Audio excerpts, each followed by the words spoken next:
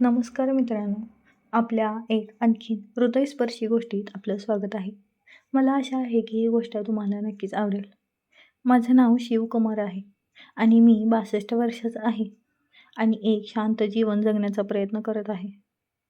माझ्या सुनेचं नाव स्नेहा आहे आणि ती माझ्या मुला राजेशची पत्नी आहे. स्नेहा 26 वर्षाची आहे आणि ती खूप चांगली आहे. माझी पत्नी जी या जगातून निघून गेली आहे. आमच्या कुटुंबाची आधार वाटच होती. तिच्या जाण्यानंतर घरात जो रिकामापण तिच्या जाण्यानंतर घरात तो रिकामापण सदैव जाणवतो.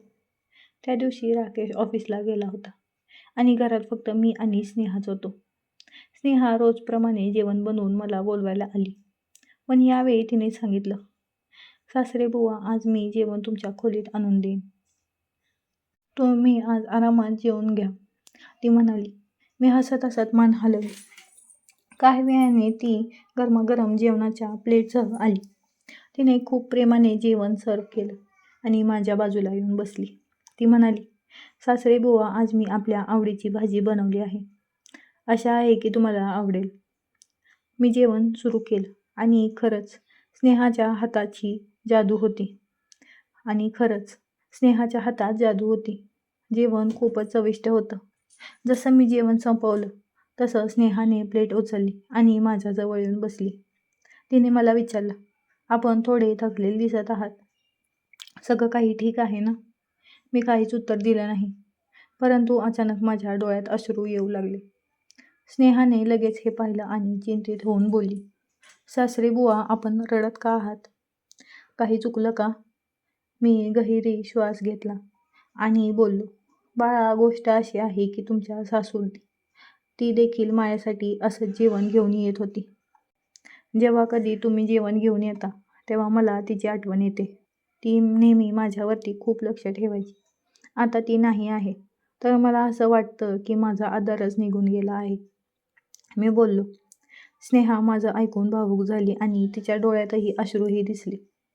तिने माझा हात धरून सांगितलं, सासरे बुवा, मला माहीत आहे की तुम्ही त्यांना खूप आठवणीत घालता, पण तुम्ही एकटे नाही आहात. मी आहे ना.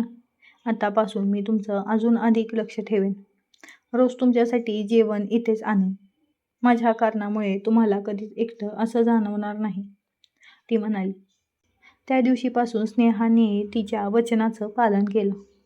ती रोज माझ्या खोलीत जेवण घेऊन येत होती. जेवण खाल्ल्यानंतर ती माझ्याजवळ येऊन बसायची आणि माझ्याशी गप्पा मारायची. कधी कधी ती माझ्या पायांची मालिश देखील करत होती आणि म्हणायची, सासरे बुवा, आपण आमच्या कुटुंबाच्या आधारावर आहोत. जर आपण खुश असाल तर संपूर्ण घर खुश राहील. स्नेहाच्या या प्रेम आणि काळजीमुळे मला माझ्या पत्नीची कमतरता कधीच जाणवली नाही. मी दररोज तिला मनापासून आशीर्वाद देत होतो आणि देवांचे आभार मानत होतो की त्यांनी मला अशी सून दिली आहे, जी माझ्या मुलापेक्षा देखील श्रेष्ठ आहे. तर मित्रांनो, तुम्हाला ही कथा कशी वाटली हे मला कमेंट करून नक्की सांगा. अशाच नवीन नवीन कथा ऐकण्यासाठी आपल्या चॅनलला नक्की सबस्क्राईब करा. भेटूया पुढच्या व्हिडिओमध्ये. तोपर्यंत धन्यवाद.